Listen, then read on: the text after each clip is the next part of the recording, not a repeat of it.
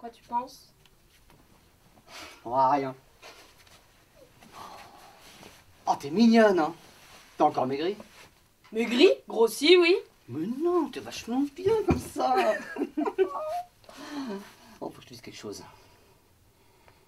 Oh, je suis très amoureux de toi en ce moment. Qu'est-ce qui te prend? Bon, Non, mais c'est attendez, sérieux. je vous arrête. On va reprendre parce que c'est une scène qu'on a déjà travaillée. Alors, première chose, on comprend la moitié du texte. Ce serait la première fois que vous passeriez la scène. Ok, d'accord, on irait au bout et puis dans l'état. Mais là, on l'a déjà travaillé, cette scène. Donc, il y a plus de pêche, plus de bonne humeur. Mais vous êtes à côté, hein. Alors, toi, quand tu rentres et que tu t'habilles, tu es tellement branché sur toi, te dire on va me voir un peu déshabillé, que tu es mal à l'aise et que ça se voit tout de suite. Donc nous, on est en retrait parce qu'on ne te sent pas chez toi. Il faut t'oublier, ma belle. C'est pas toi qu'on juge.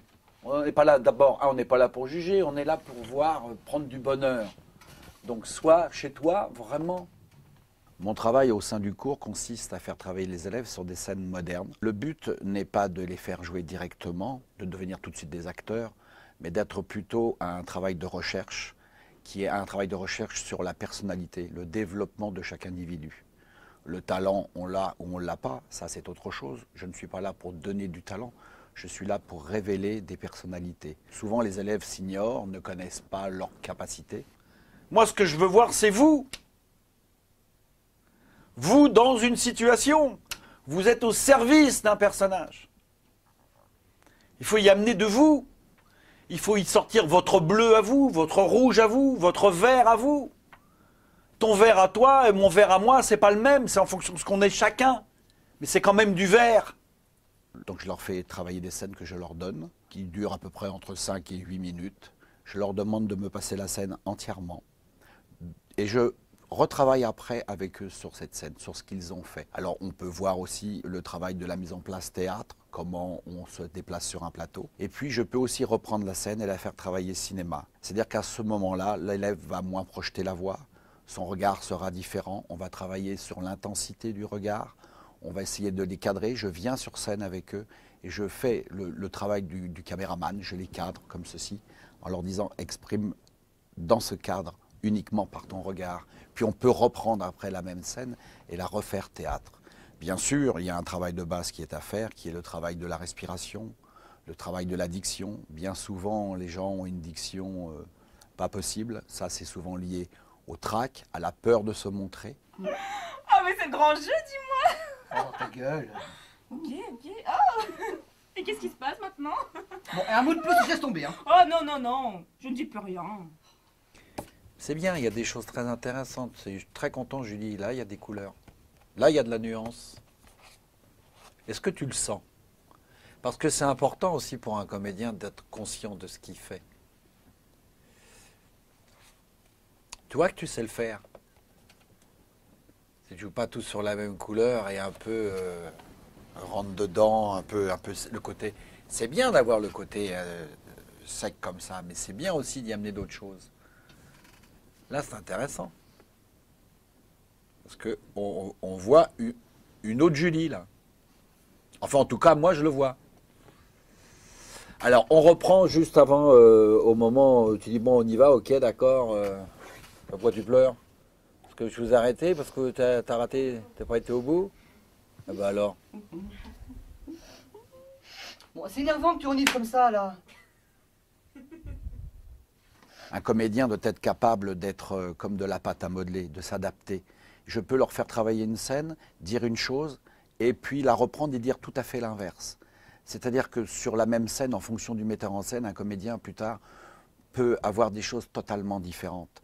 On peut arriver aussi chargé de quelque chose et être en désaccord total avec ce que le metteur en scène ou le réalisateur a l'intention de vous faire jouer. Donc un comédien doit être capable, dans la seconde, de s'adapter. Stop.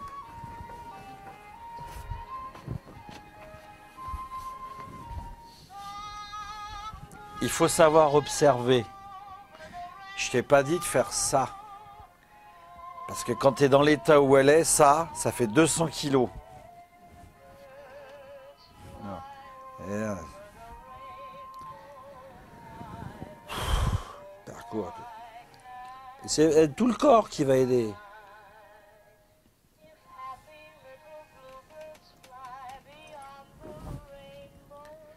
Parce que ça, vachement présent. Hein. D'un seul coup, on n'y croit plus. Quelqu'un qui est dans l'état où elle est, ne peut pas faire ça. Il faut que tu le trouves toi, comme tu ferais toi. Je ne dis pas que ce que je fais est juste. Je dis simplement que ça, c'est pas possible. Ça, c'est pas possible. Les deux mains, c'est trop. Déjà, une main, c'est difficile. Et quand elle la repose, c'est limite si elle tombe pas toute seule la bouteille. C'est parce qu'elle sait que c'est la bouteille qui en contrôle jusqu'au bout. Hein. Mais mon rôle est aussi d'essayer de faire tomber les inhibitions. Parce que bien souvent, les jeunes acteurs sont pleins d'inhibitions, n'osent pas approcher le partenaire, n'osent pas le toucher, n'osent pas échanger. Parce qu'ils se sentent encore eux-mêmes mis en jeu. Alors que ce n'est pas eux, c'est le personnage. Et arriver à leur faire comprendre ça, ça prend du temps. Il faut travailler en profondeur pour essayer de leur faire comprendre que ce n'est plus eux qui sont en jeu, mais le personnage. Et ça, j'essaie de le faire par la sincérité de leur personnage. Ils ne sont qu'un outil au service du personnage. Ça va être extrêmement fort. Et la maquille, mais c'est à la fois sa mère, sa poupée. Il a dit que je mangerais ma glace avec une fourchette, qu'est-ce que je ferais? Je ferais comme toi. On sera toutes les deux pareilles. Mais c'est fort. C'est tout ça qu'on doit sentir. Là, c'est normal. Quand on est jeune acteur, il y a une chose, c'est qu'on a beaucoup de résistance. Et je pense que le rôle du professeur, c'est d'essayer de faire tomber ces résistances. Encore une fois, pour être au service du personnage. D'essayer de leur faire comprendre que ce n'est pas eux qui sont en jeu. Ça, c'est extrêmement important, qu'ils arrivent à se dépasser, à s'oublier, sans jamais oublier qu'ils sont en train de jouer pour un public. Ça, c'est très important. Parce qu'on a aussi des élèves qui, parfois, jouent simplement pour eux. Il ne faut pas qu'ils oublient le public.